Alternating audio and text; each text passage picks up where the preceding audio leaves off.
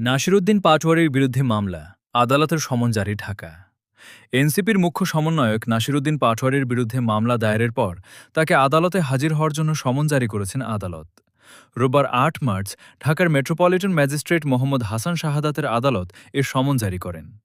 এর আগে রমনা থানার জাতীয়তাবাদী দলের সভাপতি মোহাম্মদ আশরাফুল ইসলাম বাদী হয়ে মামলাটি দায়ের করেন।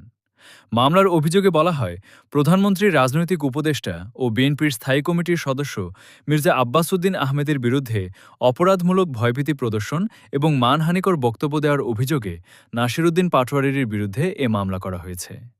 আদালত বাদীর জবানবন্দি রেকর্ড করে মামলাটি গ্রহণ করেন এবং আসামিকে আদালতে হাজির হওয়ার জন্য সমন জারি করেন। বাদীপক্ষের আইনজীবী ও ঢাকা আইনজীবী সমিতির সাধারণ সম্পাদক মোহাম্মদ নজরুল ইসলাম জানান, মামলায় ৩টি ধারায় অভিযোগ আনা হলেও আদালত মানহানিসহ ২টি ধারা আমলে নিয়ে মামলাটি গ্রহণ করেছেন। মামলার এজাহারে উল্লেখ করা হয়, গত ত্রয়োদশ সংসদ নির্বাচনে নাসিরুদ্দিন পাটোয়ারি মির্জা আব্বাসের কাছে বিপুল ভোটে পরাজিত হন।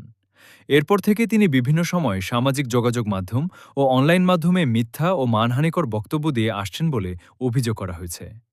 সর্বশেষ গত ৫ মার্চ ফেসবুকে তার দেয়া কিছু বক্তব্য বিভিন্ন অনলাইন সংবাদমাধ্যমে প্রকাশ হলে তা সামাজিক যোগাযোগ মাধ্যমে ছড়িয়ে পড়ে।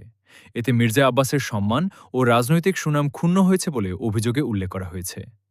বাদী আরও দাবি করেন, উদ্দেশ্যপ্রণোদিতভাবে মিথ্যা ও বানোয়াট বক্তব্য প্রচার করে মির্জা আব্বাসের রাজনৈতিক ক্যারিয়ার ক্ষতিগ্রস্ত করার চেষ্টা করা হয়েছে, যা সামাজিক শিষ্টাচার ও আইনের পরিপন্থী।